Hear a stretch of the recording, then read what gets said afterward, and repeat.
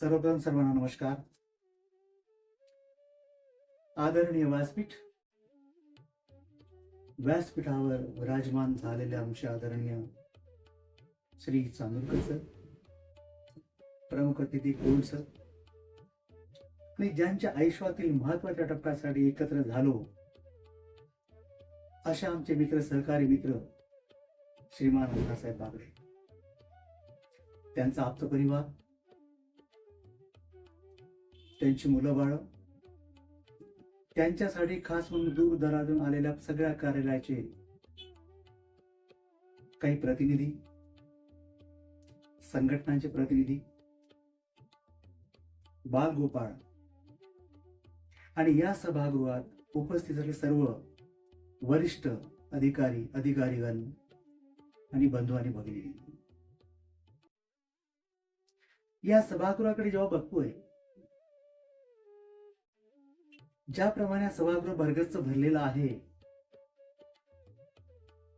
या सभागृहामध्ये व्यक्त झालेल्या व्यक्तींच्या विचाराकडे जेव्हा बघतो आहे, आतापर्यंत दाखवलेल्या व्हिडिओ क्लिप मधून ज्या भावना व्यक्त झाल्या, ते बघून मला त्या व्यक्तीला शोधायचं आहे की ज्याने असं कधीतरी म्हटलेलं होतं की सेवानिवृत्ती हा केवळ शासकीय सोपस्कार आहे.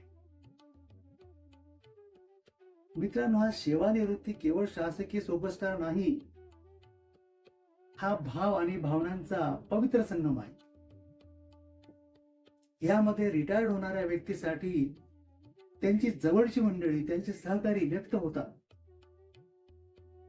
आणि त्या व्यक्त झालेल्या भावनांमधून तो रिटायर्ड व्यक्ती आपलं पुढील आयुष्य सुखाचं कसं होईल असं बघत असतो, आपलं लाईफ मोफत जातो. आणि हेच बघून मागील जी सेवा त्याने दिली असती त्या सेवेला तो रिवाईव्ह करतो आणि तो आपल्या स्वतःला असा म्हणतो की नाही, माझ्या सेवेचा काळ व्यर्थ गेलेला. जेव्हा एखादा वरिष्ठ अधिकारी त्याला शाबासकी देतो, त्याच्या पाठीवर हात ठेवतो, त्याची फाट थोपटला जाते, तेव्हा तो मनातच व्यक्त होतो आणि म्हणतोय, काय म्हणतो तो, की यासाठी तर मला आजचा दिवस बघायचा होता. म्हणून मित्रांनो, हा केवळ शासकीय सोपस्कार नाही. आजचा दिवस अतिशय सुंदर आहे, तसा तो अण्णासाहेब बागडेंसाठी सुद्धा सुंदर असावा. कारण त्यांच्या मुकामातील हा शेवटचा टप्पा आहे. कदाचित माझ्या दृष्टिकोनातून हा सुखदुःखाचे प्रसंग असेल, इतरांसाठी नसेलही, पण माझ्यासाठी निश्चित आहे. कारण महानिर्मितीच्या सेवेमध्ये त्यांनी प्रचंड सेवा दिलेली आहे, प्रचंड वर्ष घालवली आहे. या वर्षांमध्ये जे सहकारी मित्र त्यांनी जमवलेली होती, ज्यांच्या सोबत त्यांनी घासातला घास देऊन आपली भावना व्यक्त केली होती, ज्या सहकाऱ्यांसोबत त्यांनी काही स्वप्न रंगवली होती, जी मित्र होती ती सहकारी झाली आणि सहकारी झाले ते मनातील दूत झाले. आणि आता एका क्षणामध्ये त्यांना सोडायची जेव्हा वेळ येते, तेव्हा निश्चितच मनात कुठेतरी काहूर माजतं. त्यांना माहित आहे की या क्षणाच्या नंतर मला या सर्व लोकांना सोडायचं आहे, या सर्वांचा निरोप घ्यायचा आहे, आणि निरोप कधी सुखद नसतो. म्हणून हा दुःखाचा प्रसंग.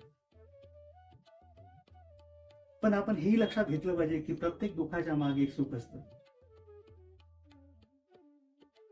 अण्णा बागडेंनी जेव्हा जी सेवा दिली,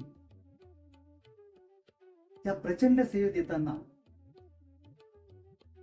त्यांच्या ते फॅमिलीला वेळ देऊ शकले नाही, त्यांच्या मुलाबाळांना वेळ देऊ शकले नाही, त्यांच्या नातेवाईकांना ते भेटू शकले नाही, ते समाजासाठी काही करू शकले नाही. त्यांची त्यांना मनात खंत असेल, दुःख असेल. का तर त्यांनी कंपनीला वाहून घेतलेलं.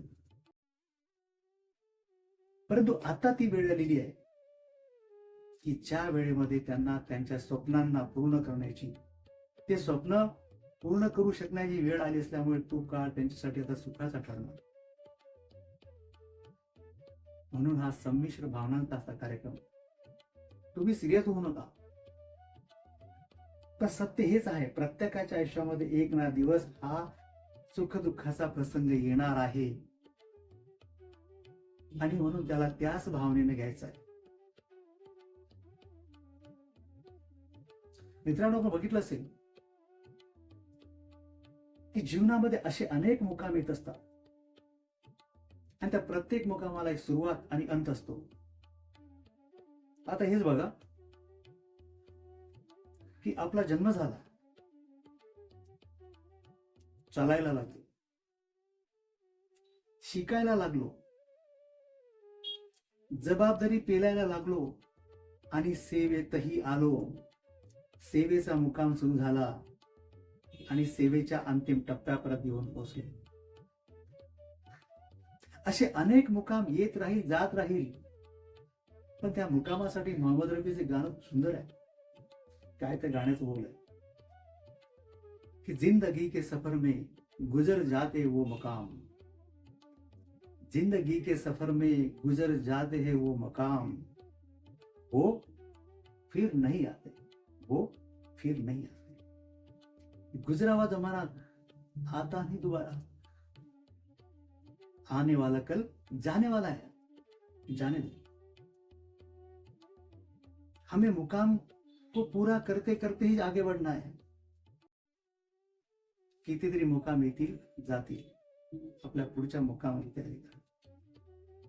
अण्णासाहेबांच्या आयुष्यामध्ये सुद्धा तेच घडलं, वेगळं काही घडत नसतं. त्यांचा हा अंतिम मुकाम पूर्ण करून या सेवेतून निवृत्ती होणार. मित्रांनो, या सेवेमध्ये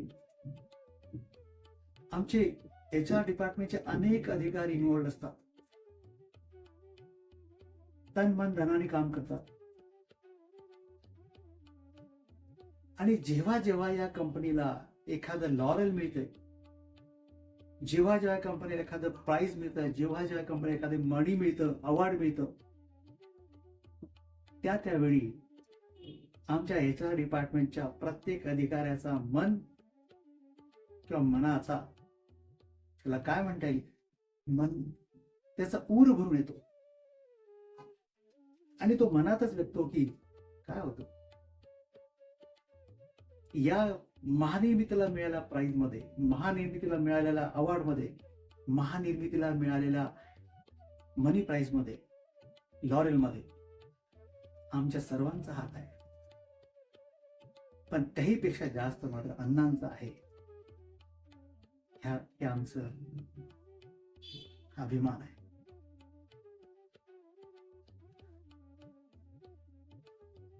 मित्रांनो, अण्णा बागडेंनी जी प्रचंड सेवा महानिर्मितीला दिली,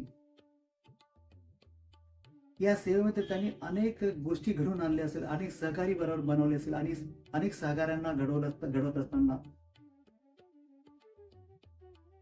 काही ट्रान्सफॉर्मेशन केली असेल. पण हे सर्व करताना मात्र त्यांचं त्याच्यामध्ये एकट्याचं यश नाही. त्या यशामध्ये जर कोणी असेल तर त्या त्यांच्या धर्मपत्नी.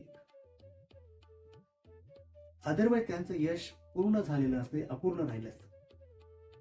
जर त्यांच्या अर्धांगिनीची त्यांना सहकार्याची त्यांनी भावना जर ठेवली नसती, ते सहकार्य त्यांना घरून मिळालं नसतं, तर कदाचित त्यांचं यश हे अपूर्णच राहिलं असतं.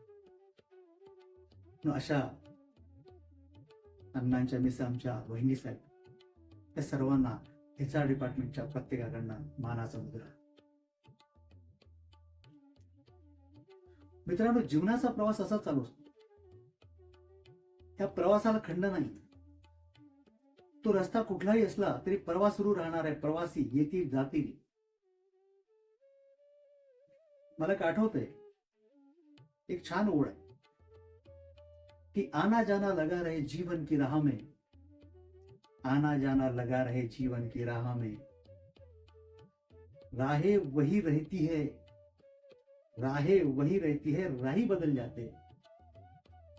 हमारे अन्ना भी राही बनकर निकल जाएंगे, लेकिन अन्ना आपको बता देते हैं, आप भूलिएगा मत। आपको जब भी ऐसा लगे कि हमसे मिलना चाहिए, जरूर मिलेगा। हम आपके लिए कुछ करें ना करें, लेकिन आपको हैप्पी जरूर करेंगे।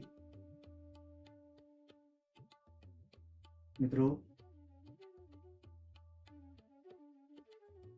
अण्णांच्या शेवटच्या प्रसंगी, सेवेच्या शेवटच्या प्रसंगी त्यांनी अनेक कामं अशी छान केलेली आहे। त्या सर्व कामाचा सहभाग जो दिलेला आहे, हा सहभागी आम्हाला आठवण राहील, ते आम्ही सदैव स्मरणात ठेवू। काही प्रेरणा घेण्यासारखी त्या प्रेरणाही घेऊ।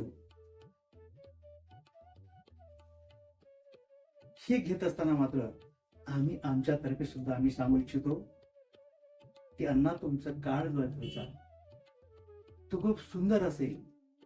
तुम्ही जिथे कुठे जाणार